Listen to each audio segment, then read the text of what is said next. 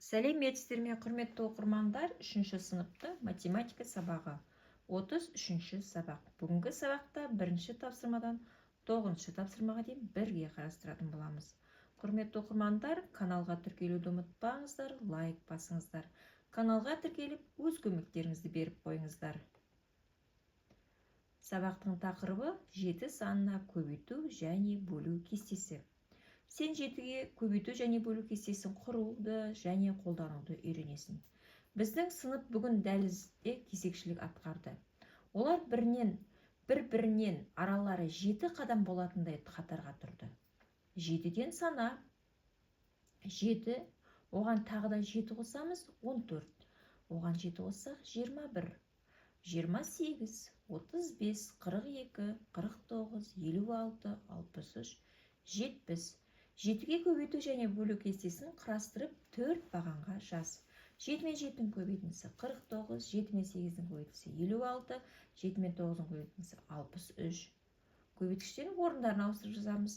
8 мен 7-дің көбейтіндісі 56, 9 мен 7-дің көбейтіндісі 63. 49 мен 7-дің бөліндісі 7, 56 мен 7-дің бөліндісі 8. 63 мен 7-дің бөліндісі 9-ға тең. 56 мен 8-дің бөліндісі 7-ге тең. 63 пен 9-ның бөлінісі 7-ге тең. Неге 7 мен 7 жағдайынан бастап жазылады? Себебі біздер 6 мен 7-дің көбейтіндісін 6-ның көбейту кестесінде өтіп кеткен болатынбыз. Екінші тапсырма. Қай жағдайда есептеме салыстыруға болатын достарыңмен талда? Есептеме салыстыруға болады, егер көбейткіштердің орны ауысып тұрса. Бірден есептеме салыстыруымызға болады. Яғни көбейткіштердің орнын ауыстырғаннан көбейтінің мәні өзгермейді. Ол жерде көбейтінің мәнін есептемей бірден жаңа тең екендігін айтуымызға болады. Яғни бұл жерде осы ережелерді еске түсіре отырып салыстыруды орындай қойыңыздар. Үшінші тапсырма. Кесте бойынша есеп құрастырып оларды шығарыңдар. 6 жәшіктің ішінде 18 килограмм мысалы алма бар дейік. Бір жәшікте қанша килограмм алма бар? Оны тау үшін 18-ді 6-ға бөлеміз. 3-ке тең. Бір жәшіктің массасы 3 килограмм. Яғни бір жәшіктің массасын табу үшін біздер жалпы массаны санына бөлдік. Келесі екіншінде бізде бір жәшік 6 килограмм болса, 7 жәшікте қанша килограмм бар деп сұрайды. 6 мен 7-дің көбейтісі 42-ге тең. Барлығы 42 килограмм алма жиналды деп жауап бере аламыз. Яғни бұл жерде бір жәшіктің массасы белгілі болса, жәшіктің саны белгілі болса, онда екеуін бір-біріне көбейту арқылы жалпы массаны таба аламыз. Келесі бір жәшікте 9 килограмм, 54 килограмм алма белгісіз жәшік.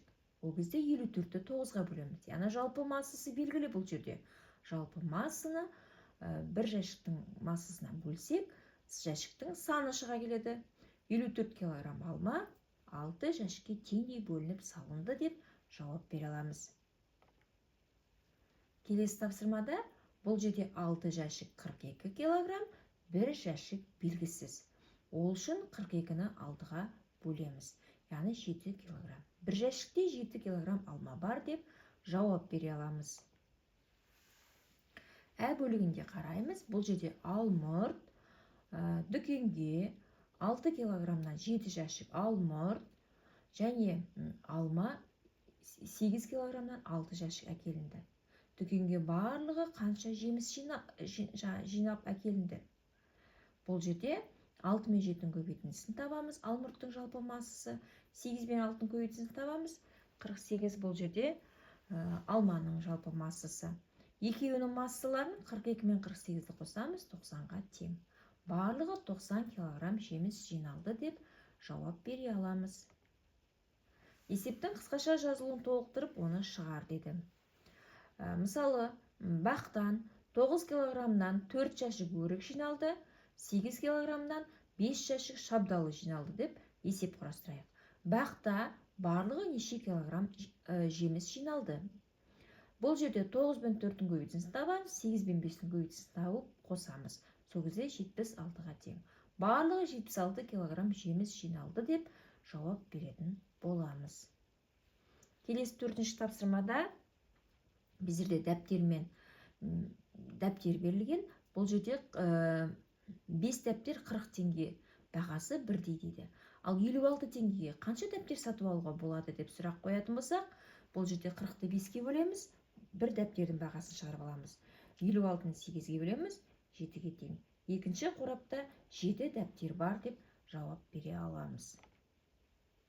Сен 5 дәптер үшін 35 теңге төледің. Осындай 8 дәптерге қанша теңге төлейсің?